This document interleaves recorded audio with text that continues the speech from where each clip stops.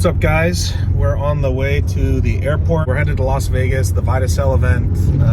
There's an Arm Wars event going on. I'm sure everyone knows about it. Everyone's there. But I wanted to hop on here real quick to do a prediction video for the Knuckles Up 2 event that's going on tomorrow, Saturday. I'll link their channel down in the description below, so check that out if you're watching this before the event. I'm wearing my Knuckles Up hoodie from last time. So yeah, let's just hop right into it. The first match is Steve Walker versus Jeremy Petrucio.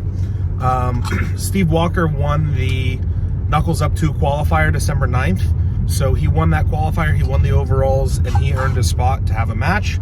If you don't know who Steve Walker is, he's been arm wrestling, I don't know, 30 years at this point. He's been around a long time, always very consistent, very good arm wrestler. And he's going up against Jeremy Petrucio. Jeremy is someone who back in 2014, 2015 was really active. He was a UAL guy, really, really good. I'd say he's probably top 10 in the supers at that time. And I haven't really seen much of him since then, so it's going to be interesting to see him back.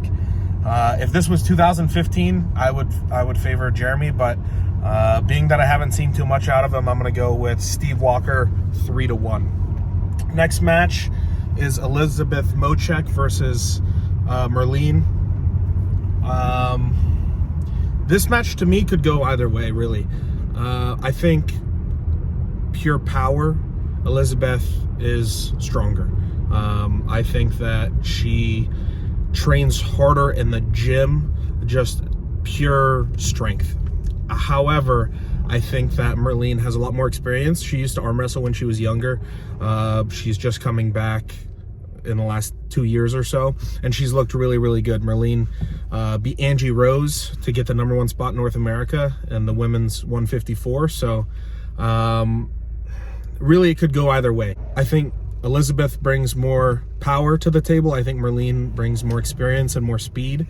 And I think I'm going to lean towards Merlene on this 3-2.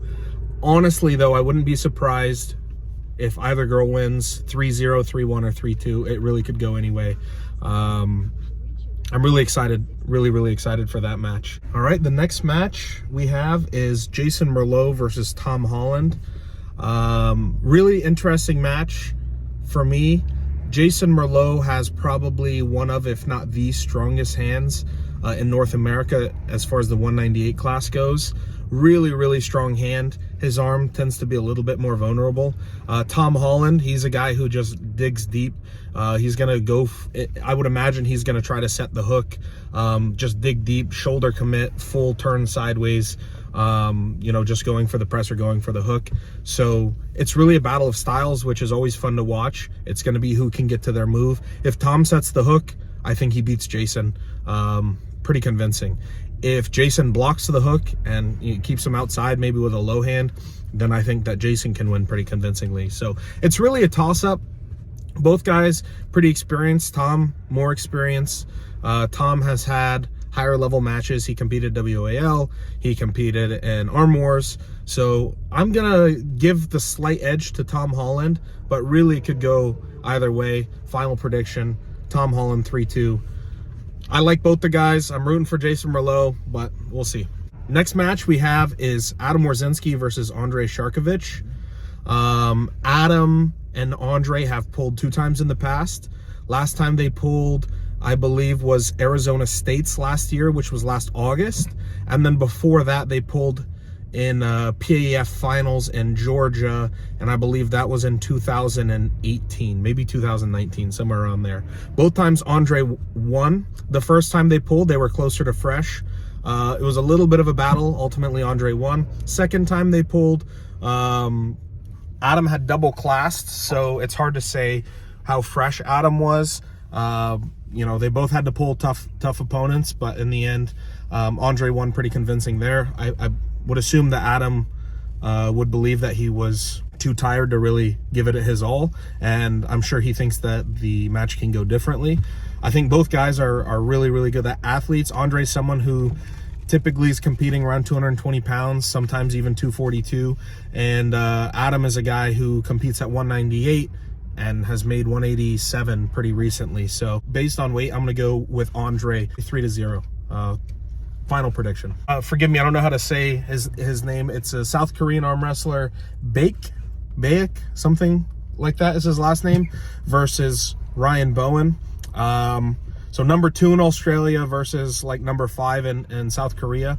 At one point, the South Korean was number 1 in his country, but these days I'm told he's like 4th, 5th, 6th, somewhere around there from the research that I've done on him.